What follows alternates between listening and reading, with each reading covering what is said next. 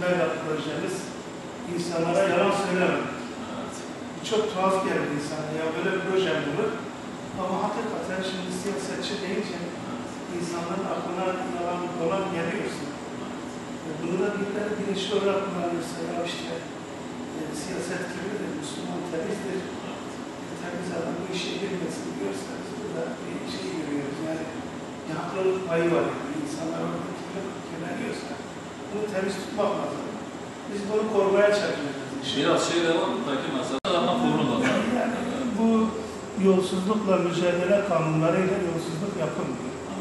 Her yere bol miktarda karakol açmak bu işe çözüm olmuyor. Şimdi o karakolarsa tutamayı yaparlar. Bir yere güvenler. İşte karakol, yani cezaevleri, adliyeler arttırmak çözüm olmuyor.